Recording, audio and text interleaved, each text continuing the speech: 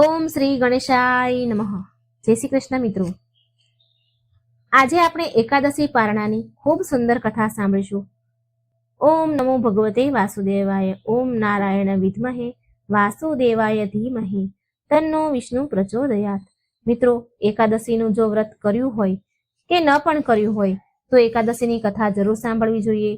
અને એકાદશીની કથા સાંભળ્યા બાદ એકાદશી પારણાની કથા પણ જરૂર સાંભળવી જોઈએ. તો મિત્રો, પૂરા ધ્યાનથી પ્રસન્ન ચિત્ત મનથી આ કથા સાંભળજો. વિડીયો ગમે તો લાઈક કરજો, શેર કરજો અને ચેનલને સબસ્ક્રાઇબ કરવાનું મિત્રો બિલકુલ ન ભૂલશો. કોમેન્ટ બોક્સમાં ભગવાનનું નામ શ્રદ્ધાથી જરૂર લખજો. એકાદશી પારણાની કથા. એક નાના એવા ગામમાં એક ખેડૂત તેની પત્ની સાથે રહેતો હતો. તેને 7 દીકરા અને 1 દીકરી હતી.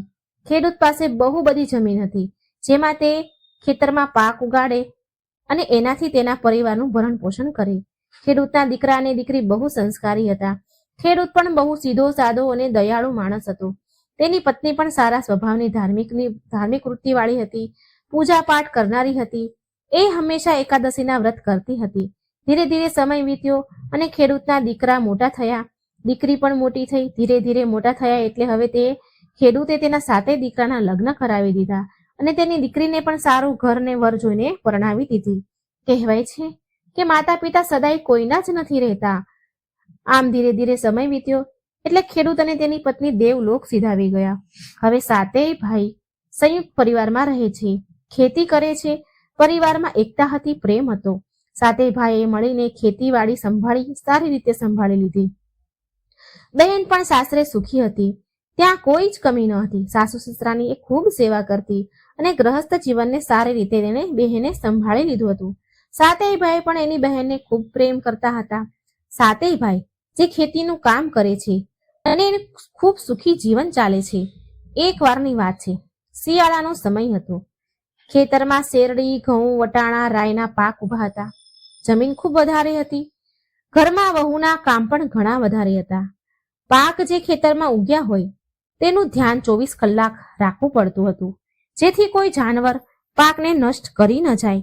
7 ભાભીઓએ મળીને વિચાર્યું કે આપણે બહેનને થોડા દિવસ પિયરમાં રહેવા બોલાવી લઈએ.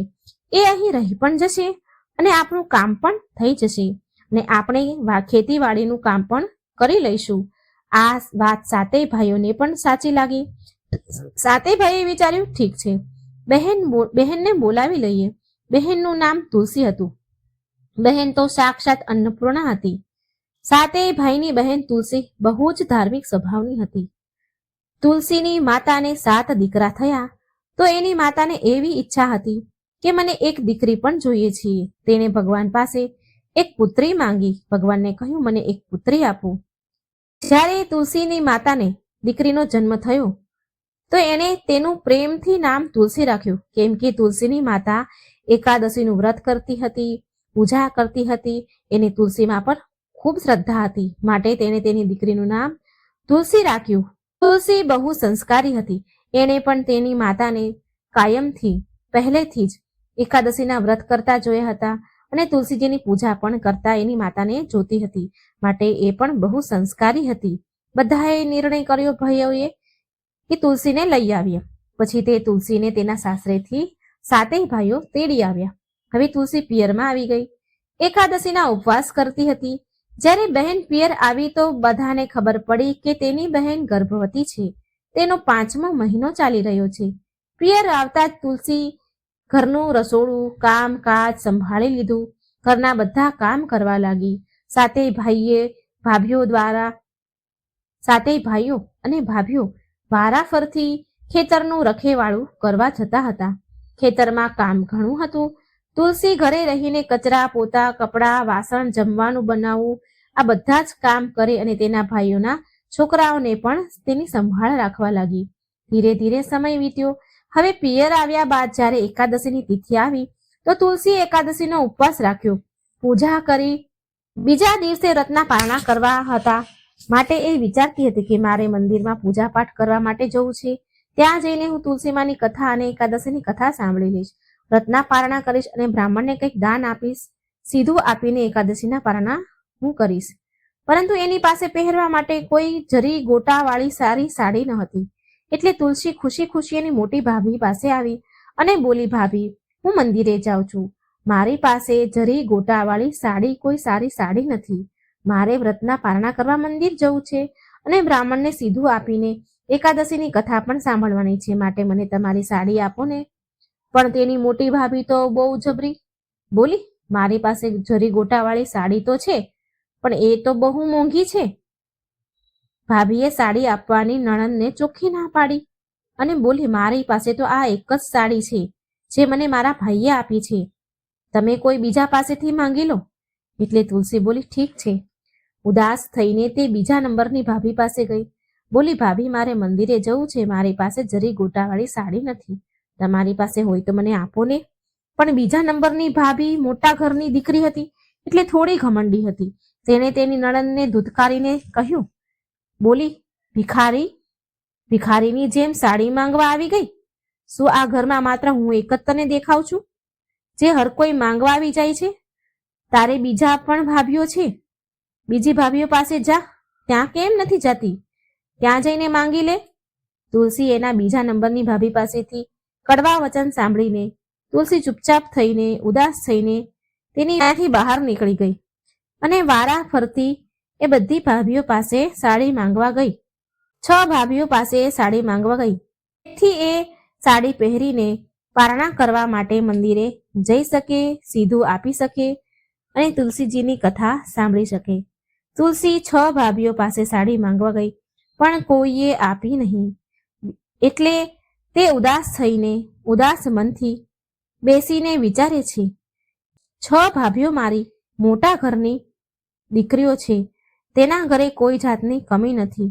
જો એણે મને જરી ગોટાવાળી સાડી પહેરવાની ના કહી દીધી, ન આપી, તો બિચારી 7મી ભાભી તો ગરીબ ઘરની છે, મા બાપ વગરની છે, એની પાસે ક્યાંથી જરી ગોટાવાળી સાડી હશે? એટલામાં 7મી ભાભી ખેતરમાં ગઈ હતી તો એ કામ કરીને ઘરે પાછી આવી તો તેણે જોયું કે તેની નણંદ તુલસી ઉદાસ થઈને ઘરની ઓસરીમાં બેઠી છે. 7મી ભાભીએ નણંદ પાસે આવી અને બોલી, બહેન, શું વાત છે? તમે આટલા ઉદાસ કેમ છો? જ્યારે ઉદાસીનું કારણ પૂછ્યું તો તુલસીએ બધી વાત કરી કે ભાભી, હું એકાદશીના વ્રતના પારણા કરવા માટે મંદિર જવાની છું, પણ બધી ભાભીઓએ મને સાડી આપવાની ના કહી દીધી. બધી વાત સાંભળીને 7મી નાની ભાભી હતી એ બહુ દયાળી હતી. એ બોલી, કઈ વાંધો નહીં બેન, આમાં ઉદાસ થવાની શું વાત છે? તમે મારી સાથે ચાલો, મારી સાડી પહેરી લો, મારી પાસે જરીવાળી સાડી છે. આ સાંભળી બહેન તુલસી ખુશ થઈ ગઈ. 6 ભાભીઓ એ તો સાડી આપવાની ના કહી, પણ આ 7મી ભાભીએ મને પહેરવા સાડી આપી. પછી 7મી ભાભી એના રૂમમાં લઈ ગઈ અને જરી ગોટાવાળી લાલ કલરની સાડી લાવી. તેની નણંદ તુલસીને આપતા બોલી, બહેન, લ્યો આ સાડી, પહેરીને પૂજા કરી લેજો, મંદિરે જઈ આવો. સાડી પહેરવાથી કઈ ઘસાઈ થોડી જવાની છે. બહેન, દીકરીને જેટલું દેવામાં આવે એટલું પુણ્ય તો બમણું ડબલ થઈને મળે છે, એ ક્યારેય વ્યર્થ નથી જતું. તમે ઉદાસ ન થાવ અને ખુશી ખુશીથી આ સાડી પહેરી લો. હવે તુલસીએ તેની ભાભી પાસેથી સાડી પહેરી લીધી, જરીવાળી સાડી પહેરી અને તુલસી પૂજાની થાળી લઈને મંદિરે પૂજા કરવા ગઈ. પૂજા કર્યા બાદ તેને એકાદશીના પારણા કર્યા, બ્રાહ્મણની પાસેથી કથા સાંભળી અને પછી તુલસી બ્રાહ્મણીને બોલી કે મેં એકાદશીનું વ્રત રાખ્યું છે અને હું સીધું આપવા માટે અહીં આવી છું, હું મારા પિયર આવી છું. બ્રાહ્મણીએ કથા સંભળાવી અને એકાદશીનું સીધું લઈ લીધું. હવે તુલસી મંદિરથી પ્રસાદ લઈને એના ઘરે આવી ગઈ અને સાડી બદલીને તેની નાની 7મી ભાભીની સાડી તેના રૂમમાં જઈને તેની તિજોરીમાં મૂકી દીધી. પછી તેણે સાંજનું જમવાનું બનાવ્યું, બધાને જમાડ્યા, પછી વાસણ પાણી કરી લીધા, પોતાના માટે શુદ્ધ શાકાહારી ભોજન બનાવ્યું, કેમ કે એકાદશીના પારણા કરવાના હતા, અને પછી બધાએ હળી મળીને ભોજન કર્યું. જમીને રાતનો સમય હતો એટલે બધા પોતપોતાના રૂમમાં જઈને સૂઈ ગયા. બીજા દિવસે જ્યારે સવાર થઈ તો 7મી ભાભી સૂઈને ઉઠી અને એની આંખો ખોલી તો તેણે તેના રૂમમાં જોયું કે રૂમ ઝગમગી રહ્યો છે. તેણે તિજોરી ખોલી તો જોયું કે તે સાડી તુલસીને જે પહેરવા આપી હતી જરીવાળી, એ સાડી હીરા મોતીથી ઝગમગી રહી છે. તેનાથી રૂમમાં ચારેય બાજુ પ્રકાશ ફેલાઈ રહ્યો છે.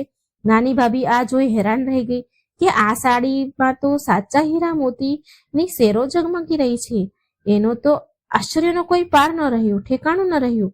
તેણે બધાને બૂમ પાડી પાડીને બોલાવ્યા કે જુઓ, મારી સાડીમાં હીરા મોતી ઝગમગી રહ્યા છે. અને બધાને સાડી બતાવી અને બોલી કે આ સાડી મેં બહેન તુલસીને મંદિરમાં પૂજા કરવા માટે પહેરવા આપી હતી. જુઓ, આ મારી સાડી તો સાચા હીરા મોતીથી ઝગમગી રહી છે. એટલામાં મંદિરની બ્રાહ્મણી પણ જેણે કથા સંભળાવી હતી એ પણ ત્યાં આવી ઘરે. તો બધાની વાત સાંભળીને એ બોલી, બહેન, દીકરીને આપેલો 1 રૂપિયો પણ કેટલો ગણો વધી જાય છે. બહેન, દીકરીને આપેલો 1 રૂપિયો પણ અનેક ગણો થઈને આપણને પાછો મળે છે. એમને આપેલું ક્યારેય વ્યર્થ નથી જતું. એ ખૂબ પ્રગતિ કરે છે એ વ્યક્તિ જે બહેન દીકરીને યથાશક્તિ દાન કરે છે, જે પણ આપે છે એનું અનેક ગણું થઈને મળે છે. જે ઘરમાં બેન દીકરીનું માન સન્માન થાય છે ત્યાં ભગવાન રાજી રહે છે. આ બધું જ્યારે 6 મોટી ભાભીઓએ સાંભળ્યું તો એ મનમાં ને મનમાં પછતાવા લાગી કે નાની દેરાણીના ઘરમાં ધનના ભંડાર લાગ્યા. આમ તેને પોતાની કરણી પર પસ્તાવો થવા લાગ્યો. હવે ધીરે ધીરે સમય વીતવા લાગ્યો અને આમ બહેનના પ્રસવનો સમય પણ આવ્યો અને પિયરમાં હતી એટલે પ્રસૂતિ પણ પિયરમાં જ થઈ. તુલસીએ એક સુંદર પુત્રને જન્મ આપ્યો. બધી 7 ભાભીઓએ બહેનની ખૂબ સેવા કરી. ગુંદના લાડુ, કાજુ બદામ, હલવા, શીરા બનાવીને નણંદને સુવાવડમાં ખવડાવ્યા. બધી રીતની સેવા કરી. તેલની માલિશ, ઘીની માલિશ, બાળકની માલિશ પણ કરતા. એમાં 7 ભાભીઓ નણંદની સેવામાં લાગી ગઈ. શુભ સમયે બાળકનું નામકરણ કર્યું, બાળકની છઠ્ઠી કરી અને પછી 1.25 મહિના બાદ બહેનના સાસરેથી જવા માટે બોલાવો આવ્યો કે હવે તુલસીને સાસરે મોકલવામાં આવે. સાસરેથી તેડું આવ્યું. હવે તેના 7 ભાઈનો ખેતરનો પાક ઘરે આવી ગયો હતો. ખૂબ પાક થયો, અઢળક પાક થયો. દરેક વર્ષ કરતા આ વર્ષે બમણો પાક થયો. 7 ભાઈ બહુ ખુશ થયા. તેની બહેન સાક્ષાત અન્નપૂર્ણા છે. એના પગલાથી તેના ઘરમાં આટલો સારો પાક થયો છે. તે 7 ભાઈઓએ નિર્ણય કર્યો કે તે હવે 7 નહીં પણ 8 ભાગ પાડશે. 1 ભાગ તે તેની બહેનને આપશે, કેમ કે તેની બહેનનો હક બને છે. 7 ભાઈએ 8 ભાગ પાડ્યા અને 8મા ભાગના પૈસા તેની બહેન તુલસીને આપી દીધા. બહેન વિદાય થઈ તો તેને ખૂબ આપ્યું, પૈસા, કપડાં, ઘરેણાં ખૂબ આપ્યું. 7મો ભાઈ ખુદ એની બહેન તુલસીને સાસરે મૂકવા ગયો. જે દિવસે જે સમયે 7 ભાઈઓએ તેની બહેનના ખેતરનો પાક 8મો ભાગ આપવાનો નિર્ણય લીધો હતો એ જ સમયે ભગવાન વિષ્ણુ અને માતા લક્ષ્મીનો સ્થાયી વાસ થઈ ગયો હતો તેમના ઘરમાં. એના ઘરમાં લક્ષ્મીજીનું આગમન થઈ ગયું હતું. એના ઘરમાં અન્નધનના ભંડાર ભરાઈ ગયા હતા. મિત્રો, દીકરીઓ કઈ ધનની ભૂખી નથી હોતી. જે ઘરમાં દીકરીને આવકાર સન્માન અપાય છે તો શ્રીહરિ બહુ પ્રસન્ન રહે છે. તેનાથી હંમેશા એમની કૃપા રહે છે. તે વ્યક્તિ પર બેન દીકરીને જે પણ આપો તેનું બમણું કરી ભગવાન તમને પાછું આપે છે. કામ ધંધામાં પ્રગતિ થાય છે. તેથી બેન દીકરી જો ઘરે આવે તો તેને ઉચિત આદર સત્કાર કરવો. જે પણ સામર્થ્ય હોય એ ભેટ આપીને વિદાય કરવી. ક્યારેય ખાલી હાથે ન જવા દેવા, કારણ કે જેટલા આશીર્વાદ ફળે છે એટલો નિશાસો પણ લાગે છે. માટે દીકરી ક્યારેય ખાલી હાથે ઘરેથી ન જવી જોઈએ. ફૂલ નહીં તો ફૂલની પાકડી આપીને વિદાય કરવી. તેના પર હંમેશા માતા લક્ષ્મીની કૃપા રહે છે. બોલો ભગવાન વિષ્ણુની જય. દ્વાદશીની કથા. એકાદશી વ્રત પારાયણ કથા. મિત્રો, એકાદશીના બીજા દિવસે જે એકાદશી હોય એને દ્વાદશી કહે છે અને દ્વાદશીના દિવસે પારણા કરવાની પણ એક કથા છે. મિત્રો, એ જરૂર જ સાંભળવી જોઈએ. હરે કૃષ્ણ કૃષ્ણ કૃષ્ણ હરે હરે, હરે રામ રામ રામ હરે હરે. ઓમ નમો ભગવતે વાસુદેવાય. મિત્રો, આપણે આજે સાંભળીશું દ્વાદશીના દિવસે સાંભળવા વાળી કથા. દ્વાદશીના દિવસે આ કથા જરૂર સાંભળવી જોઈએ. જે લોકો એકાદશી કરે છે તે લોકોને એકાદશીના બીજા દિવસે પારણા જરૂર કરવા જોઈએ, એટલે કે વ્રતને ખોલવું જોઈએ. આમ કરવાથી એકાદશી વ્રતની પૂર્ણાવતી માનવામાં આવે છે. આ કથા ભગવાન શ્રી કૃષ્ણએ એક કુંભારને સંભળાવી હતી. દ્વાદશીનું મહત્વ સંભળાવ્યું હતું. આ કથા દ્વાદશીના દિવસે સાંભળવાથી એકાદશી વ્રતનું પૂરું ફળ પ્રાપ્ત થાય છે. ચાલો પૂરા મનથી આપણે આ કથા સાંભળીએ. એક સમયની વાત છે. અમરીશ નામનો એક રાજા હતો. તે ભગવાન વિષ્ણુનો પરમ ભક્ત હતો. તે રાજા તેની પત્ની સાથે 12 મહિનાની બધી જ એકાદશીના વ્રત પૂરા શ્રદ્ધાથી અને ભાવથી કરતા હતા. તો એકવાર એ રાજાએ એકાદશીનું પૂજન કરી, ગૌદાન કરી અને પારણા કરવા જઈ જ રહ્યા હતા. તેવામાં દુર્વાસા ઋષિ તેમની સાથે શિષ્યો સાથે અમરીશ રાજાના મહેલ પધાર્યા. રાજા રાણીએ ઋષિઓને આદર સત્કાર કર્યો અને બોલ્યા, હે ઋષિવર, તમે બહુ ઉત્તમ સમયે આવ્યા છો.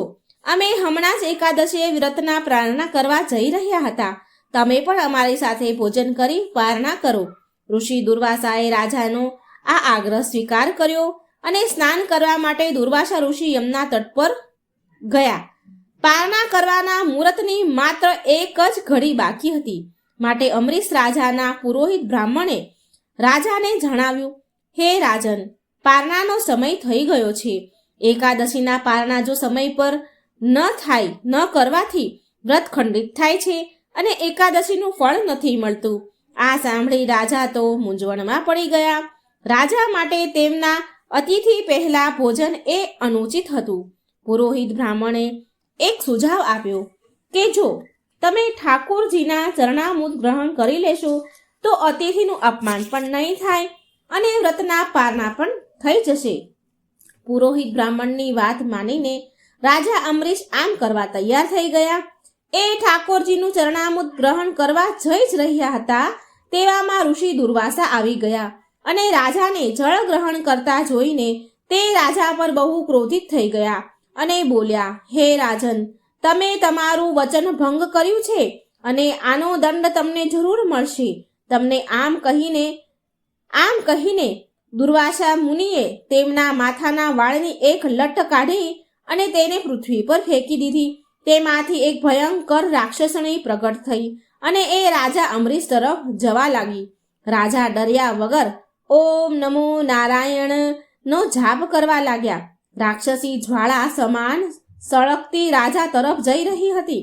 ત્યારે એટલામાં ભગવાન વિષ્ણુનું સુદર્શન ચક્ર, જે પહેલેથી જ હરિની કૃપાથી રાજાની સુરક્ષામાં નિયુક્ત હતું, તે સુદર્શન ચક્રએ રાક્ષસીને પળવારમાં બાળીને ભસ્મ કરી દીધી અને એ સુદર્શન ચક્ર દુર્વાસા મુનિ તરફ ચાલવા લાગ્યું. રાક્ષસીને ભસ્મ થતા જોઈને અને સુદર્શન ચક્ર એમની તરફ આવતા જોઈને દુર્વાસા ઋષિ તેમની પ્રાણોની રક્ષા કરવા માટે ભાગવા લાગ્યા અને દોડતા દોડતા બ્રહ્માજી પાસે ગયા અને ત્યાં જઈને તેમણે સુદર્શન ચક્રથી બચવા માટે પ્રાર્થના કરી. ત્યારે બ્રહ્માજી બોલ્યા, હું તમારી આ સુદર્શન ચક્રથી રક્ષા નથી કરી શકતો. આને શાંત કરવા માટે તમારે ભગવાન શ્રી હરિ પાસે જવું પડશે. પણ જે ગતિથી સુદર્શન ચક્ર તમારી તરફ આવી રહ્યું છે, હું તેને પ્રાર્થના કરી શકું છું. જ્યાં સુધી તમે વૈકુંઠ ન પહોંચો ત્યાં સુધી તમને કોઈ હાનિ નહીં પહોંચાડે. દુર્વાસા ઋષિ હવે દોડતા દોડતા વૈકુંઠ ધામ ભગવાન શ્રી હરિ વિષ્ણુ પાસે ગયા અને ત્યાં જઈ ભગવાનના પગમાં પડી, ચરણોમાં પડી અને ક્ષમા માંગવા લાગ્યા. દુર્વાસા ઋષિ શ્રી હરિ વિષ્ણુને કહે છે, હે શરણાગત વત્સલ્ય, હે પ્રભુ, તમે મારી સુદર્શન ચક્રથી રક્ષા કરો.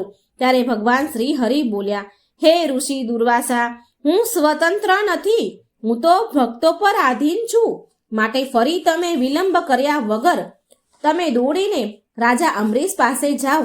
એ જ તમારી રક્ષા કરી શકશે, એ જ આ સુદર્શન ચક્રને રોકી શકશે. આ બાજુ રાજા અમરીશને એ દુઃખ હતું કે એમના કારણે ઋષિ દુર્વાસા મૃત્યુના ભયથી ભૂખ્યા જ ચાલ્યા ગયા. આમ વિચારીને એ રાજાએ માત્ર જળ પીને પૂરું 1 વર્ષ સુધી તેમની પ્રતીક્ષા કરી રહ્યા હતા. દુર્વાસા ઋષિની એ 1 વર્ષથી માત્ર પાણી પીને પ્રતીક્ષા કરી રહ્યા હતા. 1 વર્ષ પછી જ્યારે દુર્વાસા ઋષિ જેવી રીતે ભાગીને ગયા હતા એવી જ રીતે ભાગીને દોડીને રાજા પાસે આવી ગયા અને મહેલમાં જઈને રાજાના પગમાં પડી ગયા. દુર્વાસા ઋષિને પગમાં પડતા જોઈને રાજા વધારે દુઃખી થયા. રાજાએ ઋષિ દુર્વાસા મુનિને આસન આપ્યું અને ભગવાન શ્રી હરિની સ્તુતિ કરવા લાગ્યા અને ભગવાન વિષ્ણુને સુદર્શન ચક્રને શાંત પાડવાની પ્રાર્થના કરવા લાગ્યા.